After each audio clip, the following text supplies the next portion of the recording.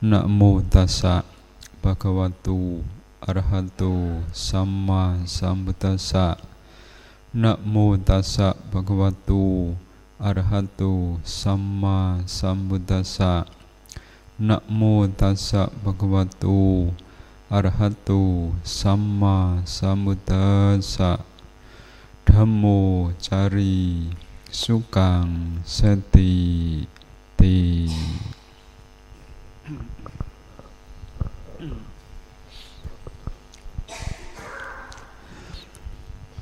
Selamat malam, Namo Buddhaya.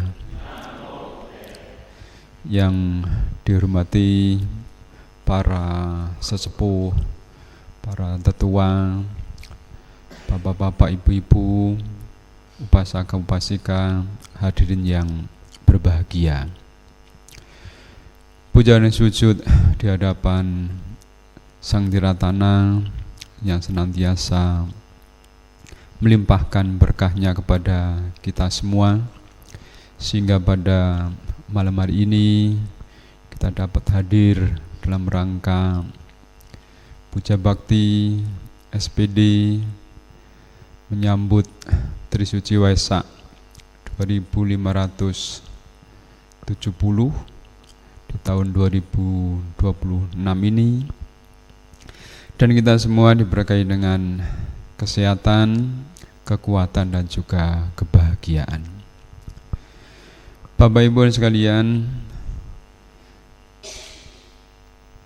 satu keberkahan yang tak terhingga bagi kita semua. Kita masih diberkahi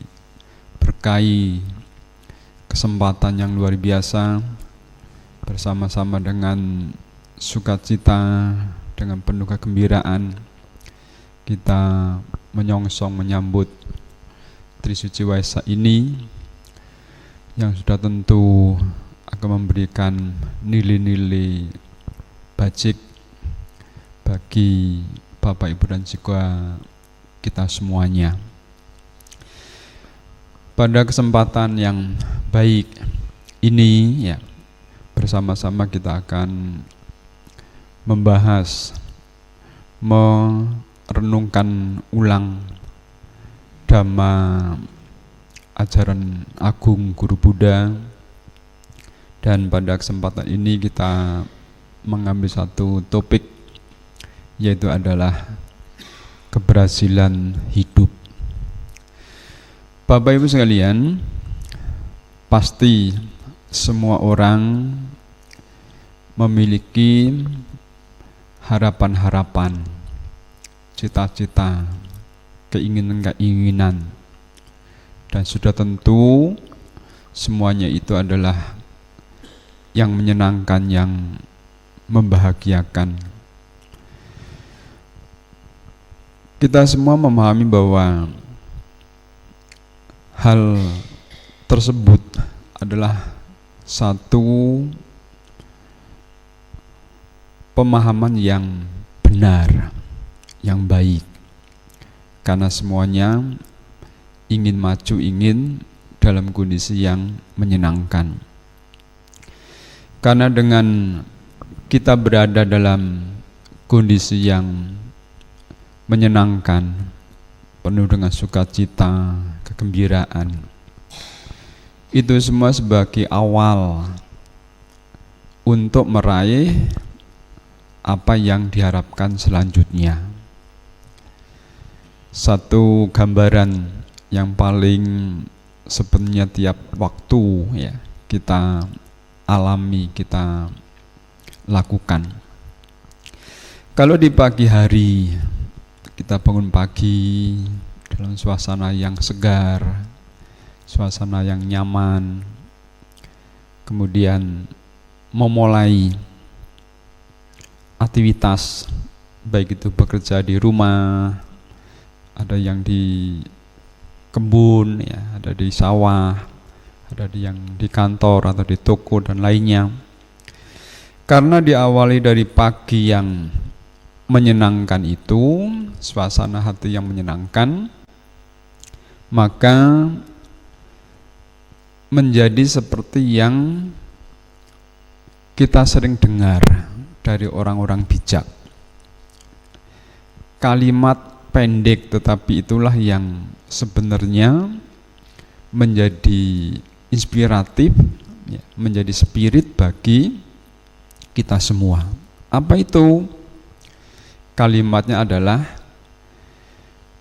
di saat seorang itu penuh dengan berkah, penuh dengan kebajikan, apa saja yang dipegang akan menjadi emas.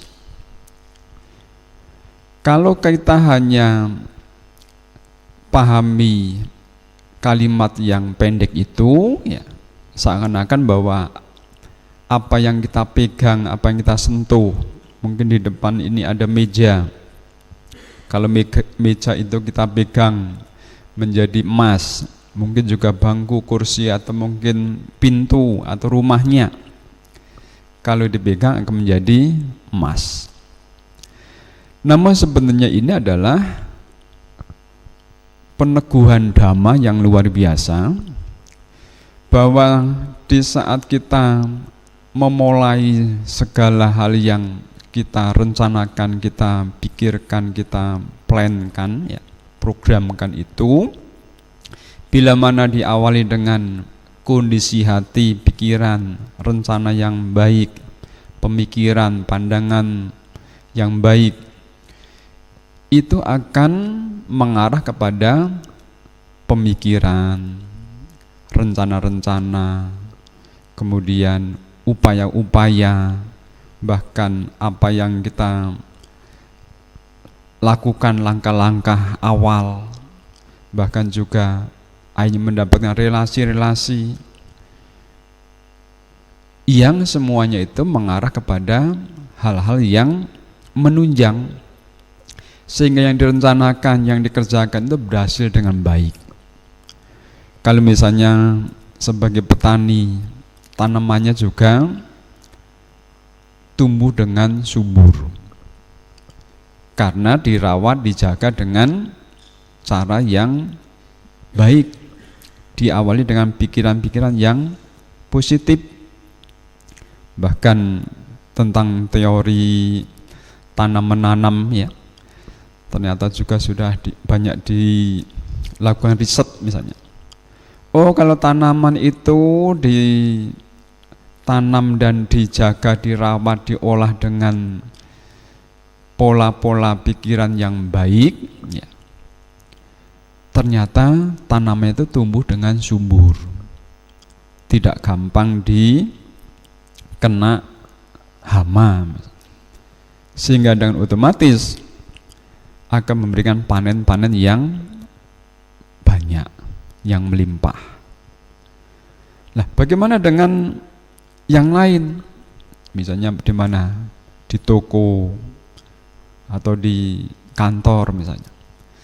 Kalau itu diawali dengan suasana hati yang baik, sampai tempat, kemudian memulainya dengan suasana hati yang nyaman, sehingga baik itu teman, sahabat, relasi yang ada di sekitarnya juga akhirnya memberikan support, dukungan, tidak bertentangan dengan apa yang kita rencanakan, yang kita pikirkan.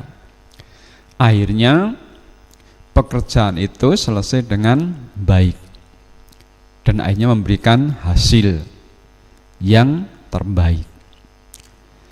Karena itu juga mengacu kepada apa? Di saat hati, pikiran kita diawali dengan suasana yang nyaman, maka yang keluar ucapan kita juga ucapan yang baik. Pikiran kita juga pikiran-pikiran yang baik, yang memberikan kemanfaatan. Itulah yang dimaksud dengan kalimat bahwa saat seorang penuh dengan kebajikan, mempunyai hoki, mempunyai berkah, apa saja yang disentuh itu menjadi emas.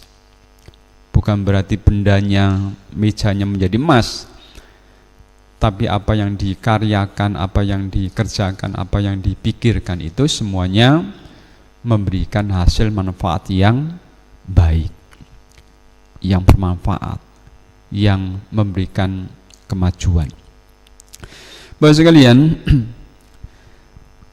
dari permulaan inilah sungguhnya bisa kita arahkan bahwa bagaimana supaya kita mempunyai keberhasilan di dalam kehidupan kita.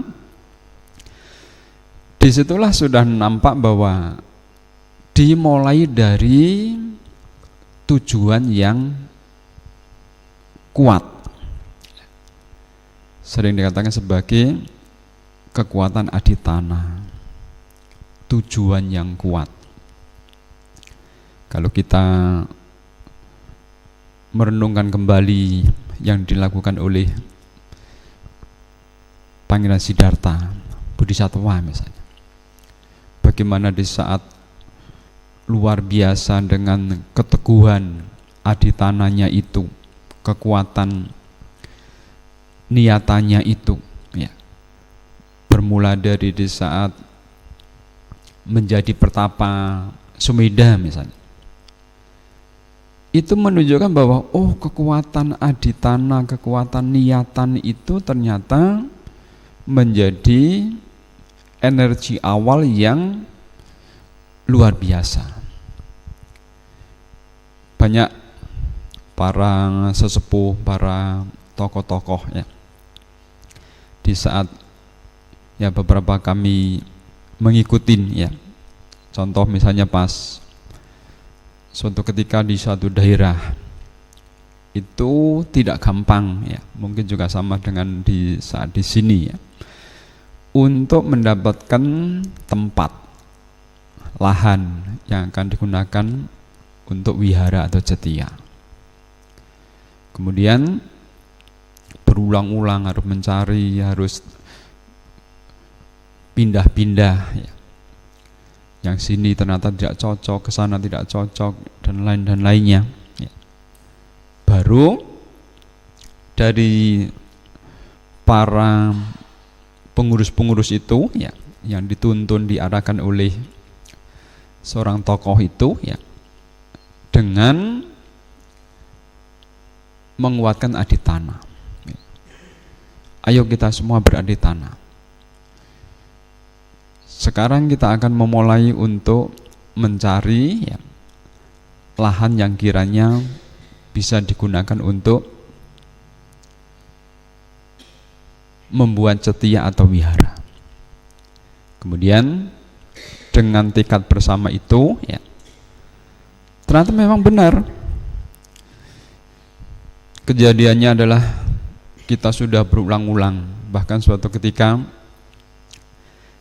besok paginya itu sudah mau tanda tangan untuk pembelian. Harga sudah deal, tempatnya kita sudah tengok bahwa itu boleh ya, baik untuk kita gunakan. Malamnya sang pemilik lahan itu tidak jadi, dengan alasan ingin ada yang membeli lebih tinggi. Tapi ternyata juga tidak ada. Nah, dan itu tidak hanya terjadi pada satu kali, beberapa kali di satu tempat itu, maksudnya di satu daerah itu. Baru setelah akhirnya dengan niatan, dengan aditana bersama itulah benar-benar mendapatkan yang sekarang menjadi tempat yang justru lebih bagus ya, dari yang dipilih-pilih yang sebelum-sebelumnya itu. Kemudian demikian di saat membangunnya, melakukan aditana bersama. Kita akan membangun tempat ini untuk ajaran agung Sang Buddha. Tempat ini akan dibangun untuk kebahagiaan semua makhluk. Ternyata benar. Di saat-saat dalam kondisi karena satu daerah itu juga bisa dikatakan support dari kedaerahannya belum mencukupin begitu ya. Kemudian dalam satu acara hanya peletakan batu dinyatakan begitu ya. Ternyata ketutup. Biaya yang direncanakan itu mencukupin dengan hanya acara peletakan batu. Yaitu satu kejadian ya. Yang artinya bahwa kekuatan aditana ini menjadi luar biasa. Kan menjadi persis seperti kalau sekarang begitu banyak sarana ya. Oh, saya mau ke Semarang misalnya. Dengan mau ke Semarang kemudian menetapkan, oh saya mau pakai map yang mana? Google Map atau Waze ya. Karena itu menentukan kita akan lewat mana. Kalau lewat sini seperti itu, lewat sana seperti itu ya. Dan itulah ternyata persis seperti yang hampir tiap hari kita lakukan seperti itu. Dengan menentukan tujuan mau seperti apa, artinya apa yang akan dilakukan, itu sebagai awal untuk langkah kaki kita.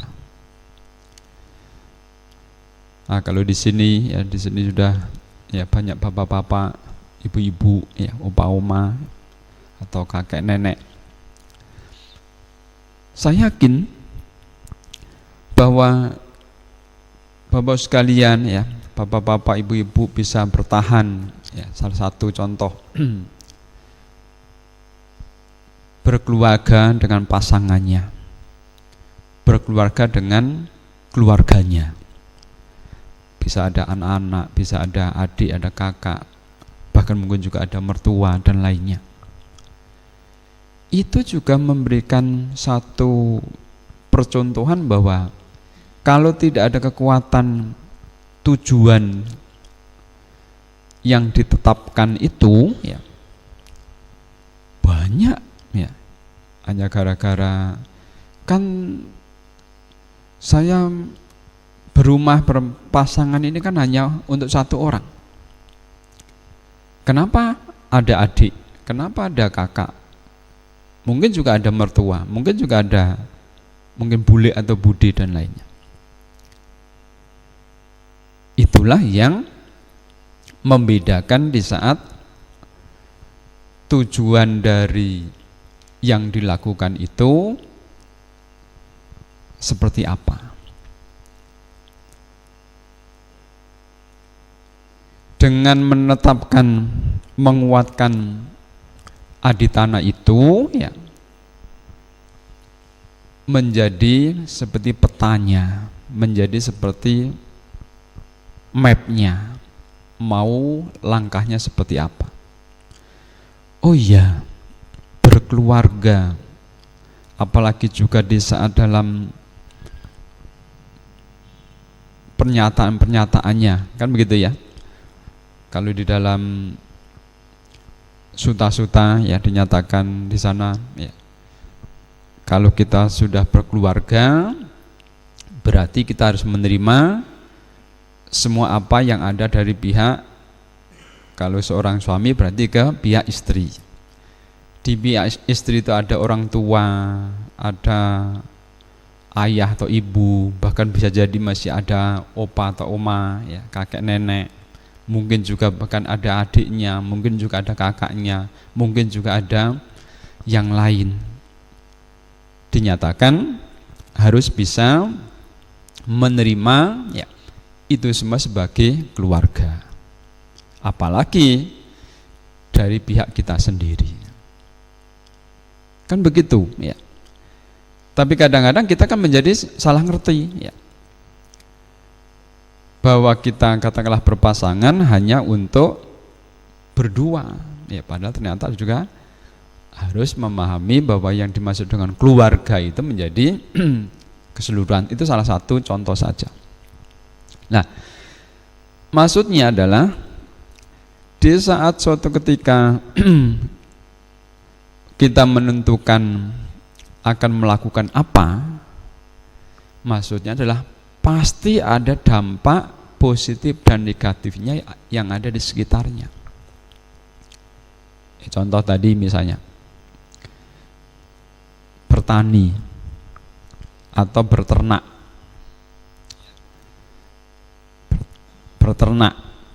Ada kalinya di sini masih ada satu pemahaman yang perlu untuk disampaikan. Suatu ketika ada satu kejadian, ya, suatu pembahasan begitu, ya. Bante, kita ini sekarang sebagai Buddhis, ya, tidak boleh berternak atau memelihara binatang. Lalu dalam diskusi panjang itu, ya, salah satunya saya menggambarkan Bapak sekalian pernah ke negara Buddhis tidak? Mungkin di Sri Lanka, mungkin di Thailand. Bahkan di Thailand itu sangat terkenal dengan kalau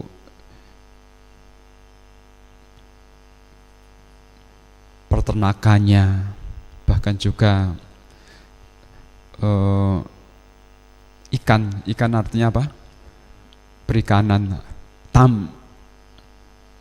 tambak ya, pertambakannya sampai terkenal bahwa udangnya di sana lebih hebat, ya, lebih bagus dan lain-lainnya. Peternakannya juga tidak kalah. Lalu disinilah pemahaman pengertiannya yang kadang-kadang kita masih bercampur baur, bercampur aduk. Coba kalau kita tekadkan kembali, saya memelihara binatang ini, ya, misalnya katakanlah kalau peternak, katakan yang paling gampang misalnya apa, kambing atau sapi atau mungkin ayam misalnya. Saya merawat, menjaga, memelihara, memberikan makan, memberikan minum, bahkan memberikan kenyamanan, kesehatan. Itu sebenarnya baik atau buruk? Baik. Lalu bagaimana nanti Bante kalau misalnya katakanlah itu ayam, kita ternak ayam ribuan, kita udah jaga, kita pelihara, kita rawat, kita berikan makan, berikan minum dan lain-lainnya dengan cara yang baik. Itu adalah kebajikan. Merawat, menjaga, memelihara binatang walaupun kecil itu adalah kebajikan. Lalu bagaimana di saat suatu waktu pasti, karena semuanya itu tidak akan mungkin juga akan terus di situ, akan bisa pindah ke tempat lain atau kepada pihak lain. Yang perlu dikuatkan dalam dirinya kita adalah, pikiran kita adalah, jangan sekali-sekali menjual dengan pengertian menilai binatang walaupun kecil. Menilai artinya apa? Oh, ini ayam ini tidak boleh kalau dibeli 200 misalnya, harus 300. Itu artinya kita memberikan nilai dari binatang. Tidak ada satu orang pun di dunia ini yang mampu atau bisa memberikan nilai dari makhluk hidup. Lalu bagaimana cara yang kita lakukan? Kita tidak bisa memberikan nilai itu harus berapa. Tetapi yang kita lakukan adalah, oh ya, kita sekian waktu ini kita menjaga, merawat binatang ini. Ada biaya yang dikeluarkan untuk makanan dan lain-lainnya, untuk yang jaga dan lainnya, untuk ongkos dan lain-lainnya. Itulah yang sesungguhnya, sehingga di saat pindah kepada pihak lain itu kita tidak menjual, tetapi mengganti jasa.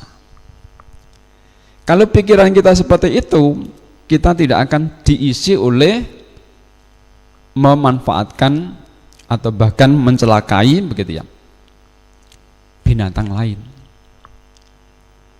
Lah gandengannya selalu apa yang selalu disambungkan? Loh Bante, itu kan ayam atau mungkin kambing atau sapi itu kan mau dipotong, persis seperti saat kita function ya, melepaskan binatang, satwa. Melepaskan, membebaskan satwa itu adalah kebajikan. Lalu, wah, kita mau function di sini, tapi di bawah itu sudah banyak orang mancing, orang jala. Lalu apa hubungannya kebajikan kita dengan mereka berbuat buruk? Apakah kita nyuruh? Apakah kita mengajak? Kan tidak. Kita berbuat baik, melepaskan, membebaskan makhluk lain. Dia mau menjala, memancing atau memotong, urusan mereka, kamannya mereka. Kenapa kita kadang-kadang menjadi ribut atau bahkan akhirnya apa? Pernah kan suatu kejadian ya, jadi ada orang itu saking ingin benar-benar apa yang dilakukan itu semuanya mulus gitu ya, maksudnya ya. Oh, dia bawa apa, ikan, bawa itu burung dan gitu ya, mau difungsen gitu, mau lepaskan ikan. Oh, di sana orang mancing, terus pindah-pindah, akhirnya ikannya mati di mobil. Lah, justru itulah yang paling bahaya. Sudah berjam-jam dia kesekap, mungkin juga kepanasan, akhirnya nyari-nyari tempat di mana saja ya.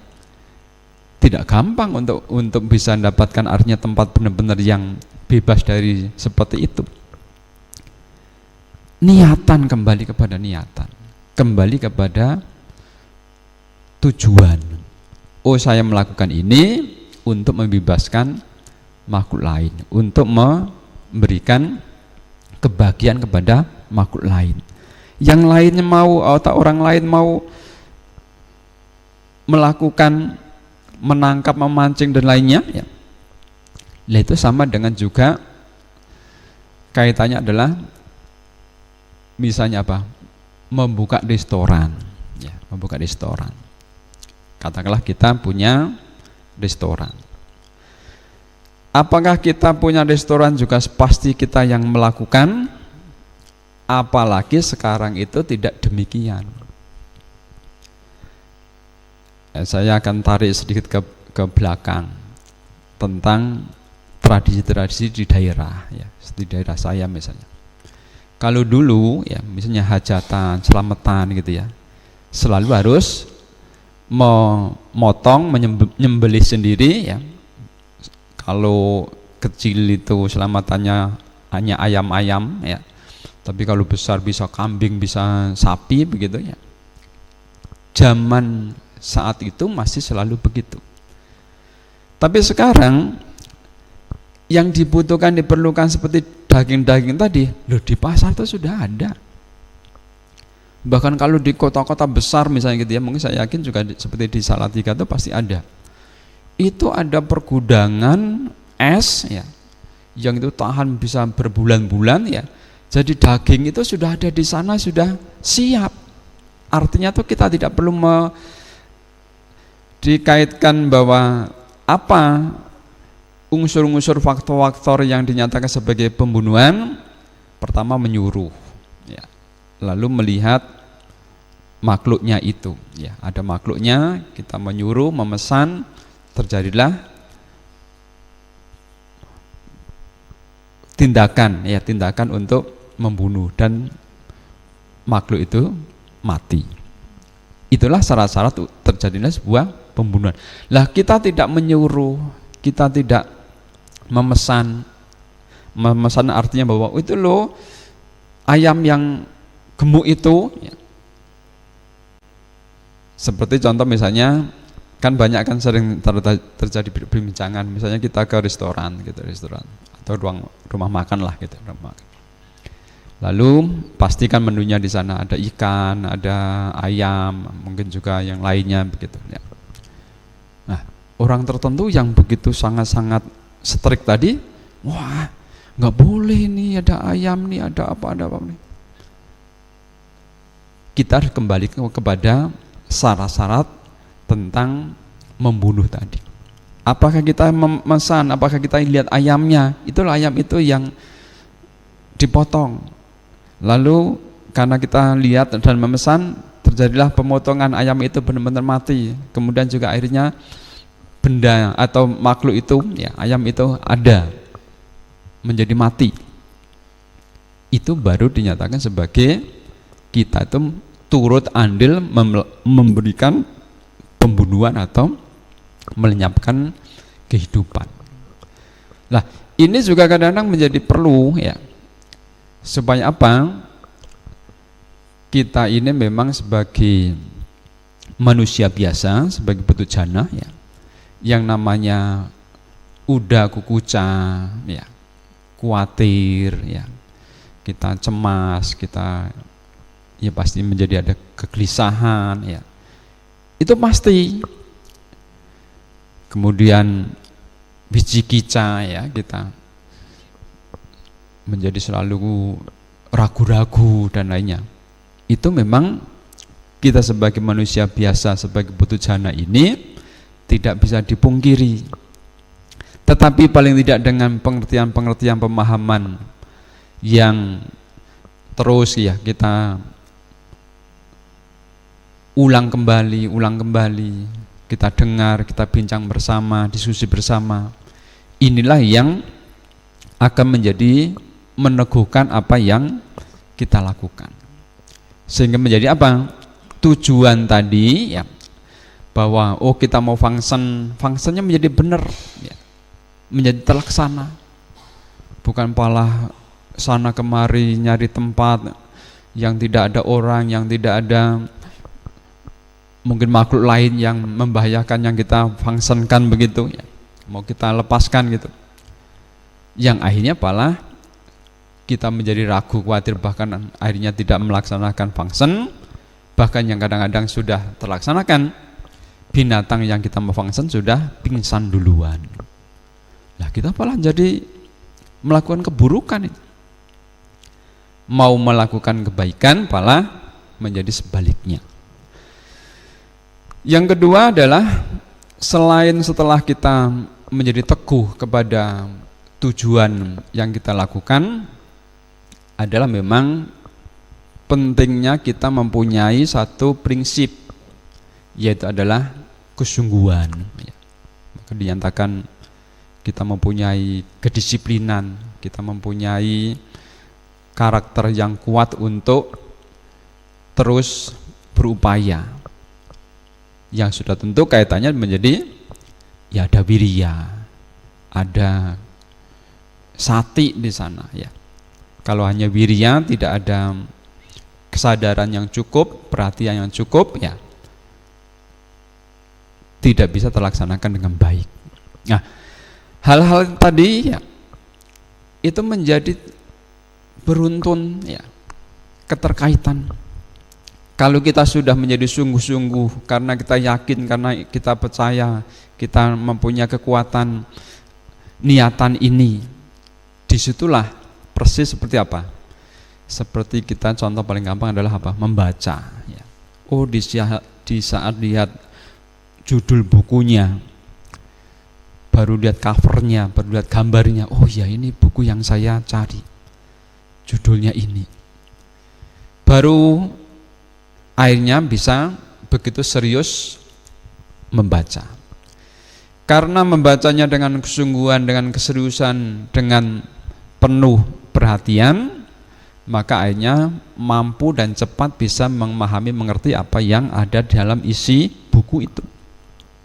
Nah sama, apakah itu membaca parita. Tadi dalam perjalanan kami bincang-bincang ya dengan beberapa umat ya, pas kebetulan tadi ada beberapa umat yang kebetulan mau balik ke Semarang ya, jadi barengan ke sini. Tentang kejadian-kejadian yang ada di daerah-daerah begitu. Maksudnya ada beberapa daerah kejadian itu mirip-mirip begitu.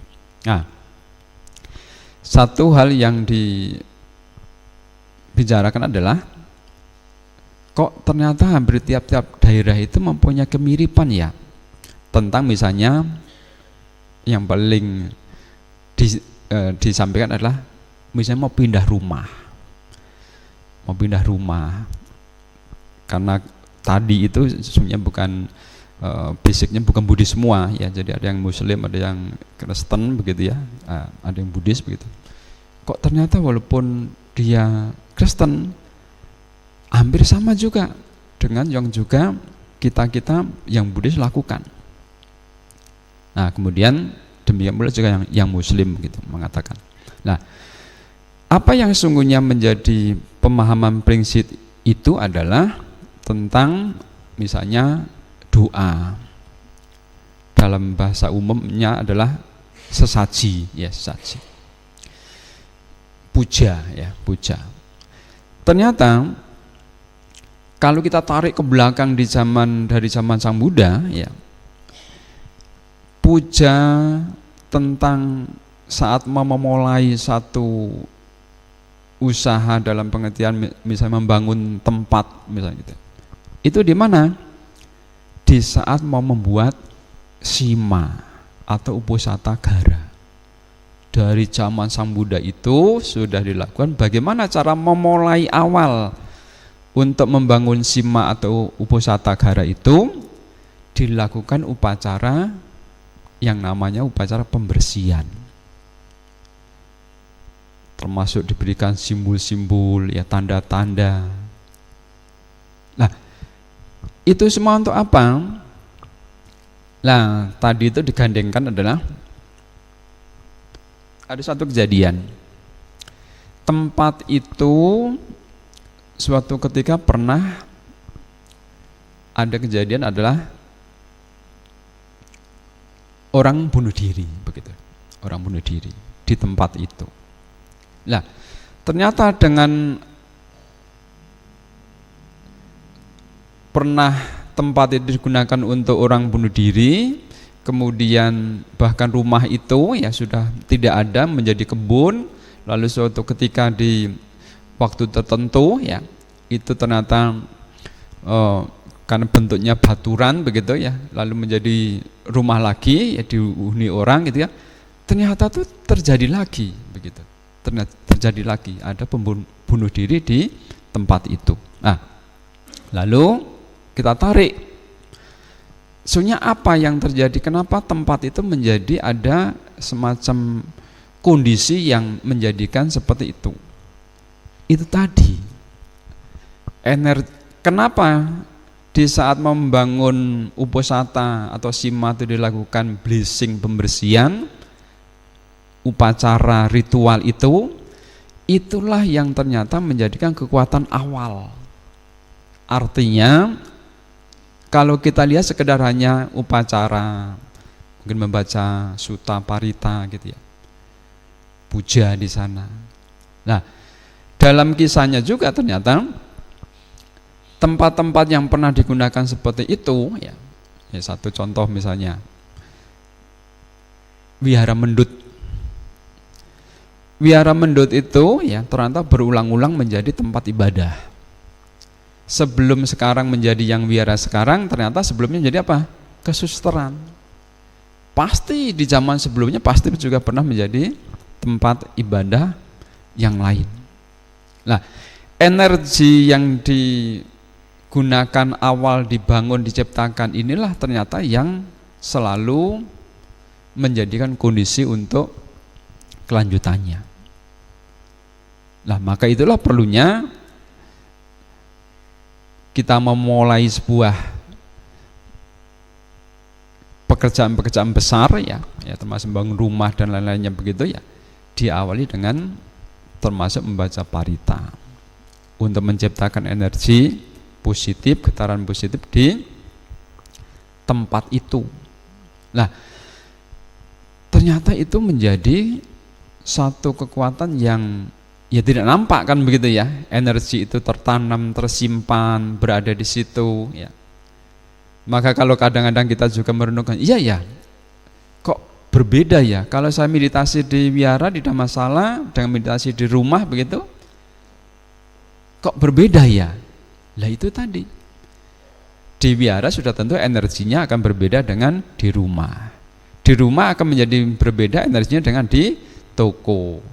Apalagi ya daerah tempat yang mungkin dulunya itu untuk perang ya, daerah apalagi untuk mungkin katakanlah pembantaian dan lainnya, pasti mempunyai energi-energi yang berbeda.